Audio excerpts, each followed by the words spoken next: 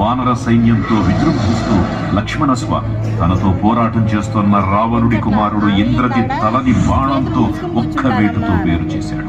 ఇంద్రజిత్ మరణ వార్త విన్న రావణుడు ఆవేశంతో ఊగిపోయాడు.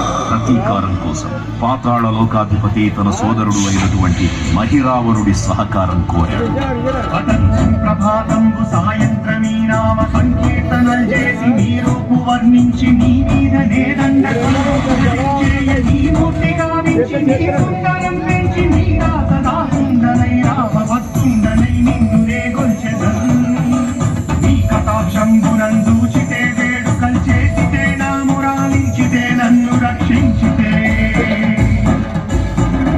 తంత్ర విద్యలో ఆరితేరిన మహిరావణుడి దాడి గురించి విభీషణుడి ద్వారా ముందుగా తెలుసుకున్న హనుమంతుల వారు తన ప్రభువుల విశ్రాంతి మందిరానికి కాపలా ఉండగా ఆ దుష్టుడు లోపలికి ప్రవేశించడానికి పలు ప్రయత్నాలు చేసి చివరికి మాయోపాయంతో విభీషణుడి రూపం ధరించి మందిరంలోకి ప్రవేశిస్తాడు.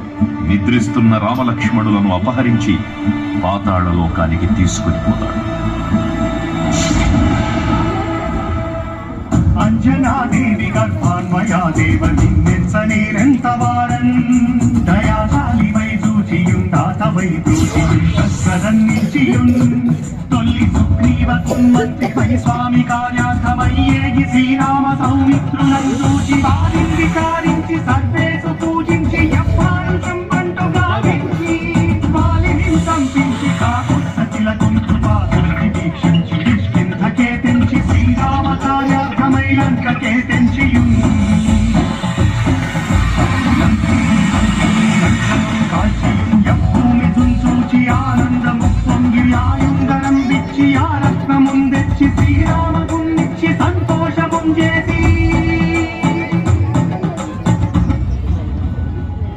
తన ప్రభువులను కాపాడుకోవడానికి వాయువేగంతో పాతాళ లోకానికి చేరుకున్న ఆంజనేయ స్వామికి సగం మొసలి సగం వానర రూపంలో ఉన్న వింత జీవి ముఖద్వారం వద్ద కాపలా కాస్తూ కనిపిస్తుంది. ఆ జీవి మకరధ్వజుడు అనే తన పుత్రుడని మహాసముద్రాన్ని దాటుతుండగా నీటిలో పడ్డ తన స్వేదవిధుడు ఒక మొసలి గ్రహించడం వల్ల జన్మించాడని తెలుసుకుని ఆశ్చర్యపోతారు హనుమంతుల వారు.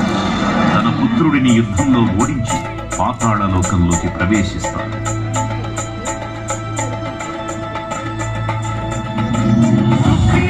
రంగతుంజాప